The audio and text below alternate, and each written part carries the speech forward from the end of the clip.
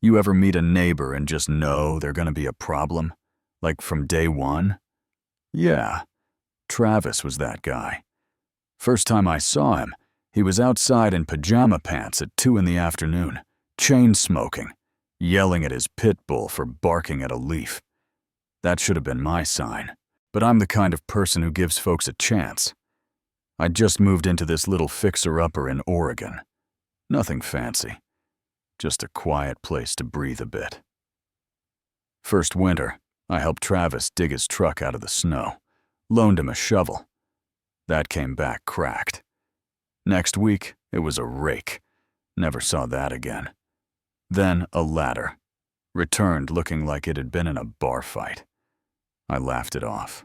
Told myself he was just clumsy. Friendly, but clumsy. Then his buddy Wayne started showing up. Wayne had that twitchy, greasy, don't leave your wallet around. Him energy. Leather jacket 2 sizes too big. Sunglasses at night. The whole deal. And right around when he started hanging around, things in my garage started disappearing. At first it was small stuff. Flashlight gone. Then a bottle of soda. I thought, maybe I misplaced it. Then the bourbon vanished. Then the rum. Then I noticed the lock on my side door was busted. Not worn. Busted. And that's when I knew. This wasn't some harmless borrowing. This was theft. Now, I could have called the cops. But here's the thing. When you live next door to someone who clearly doesn't care about boundaries or rules, calling the cops feels like lighting a match near a gas leak. I didn't want retaliation. I didn't want to live in a war zone. But I wasn't going to just let it slide either, so I came up with a plan. Credit legal and petty as hell. I dug out this old bottle of gin I got in a Christmas basket years ago. Stuff smelled like regret. I poured it out, rinsed the bottle, then refilled it with a mix of antifreeze, water, and a few drops of blue food coloring.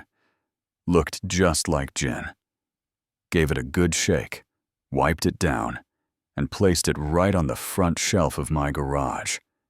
Center stage. 2 nights later, I wake up. Garage lights on, doors slightly ajar, and that bottle's gone.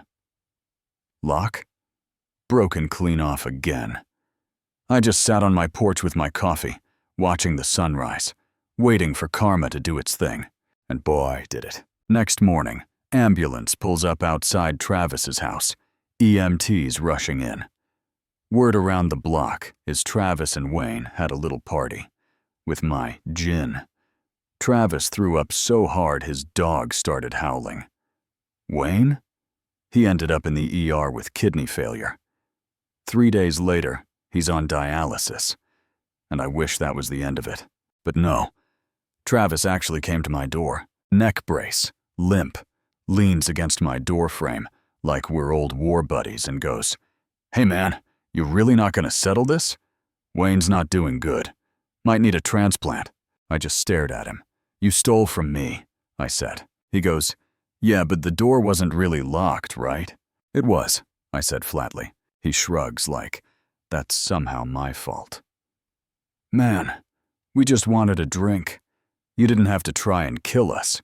I closed the door in his face. Next thing I know, I get served. They're suing me. Suing me. Said I booby-trapped my property. Reckless endangerment. Their lawyer looked like he'd been paid in scratch-off tickets and expired beef jerky. My lawyer, Denise, she doesn't mess around. She comes in with everything. Photos of the broken lock, security cam timestamps, city ordinances, you name it. Court day comes. Judge hears them out for all of 2 minutes before leaning forward like, "Wait, so you broke into his garage? Stole what you thought was alcohol, drank it, and you think he's the criminal?" Denise smiles. Judge doesn't even let their lawyer finish. Case dismissed. Then, just to twist the knife, the judge looks at Travis and says, "You're lucky he didn't press charges."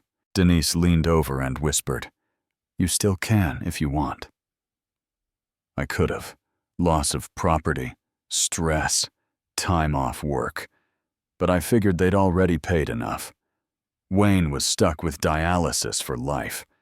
Travis had to sell his truck to cover legal fees. And after the court ruling, both of them avoided me like I was radioactive. 6 months later, Travis skipped out on his lease. Property manager came knocking, red in the face, asking if I knew where he went. Last I heard, he was in Vegas. Figures. I did see Wayne again, though. Once. Downtown. No jacket, no ponytail, no swagger. Just this hollowed-out guy in a hoodie, walking slow, eyes sunken.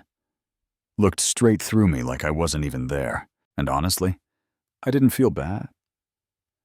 I felt peaceful. You give people enough rope, they'll hang themselves. I didn't need revenge, just a little patience and an old bottle of gin. So next time someone keeps borrowing from your place like it's a free-for-all, maybe don't get angry. Just get smart. Let nature and poor decisions take care of the rest. What do you think? Was I too harsh? Should I have pressed charges or walked away even sooner? Drop a comment. Tell me where you stand.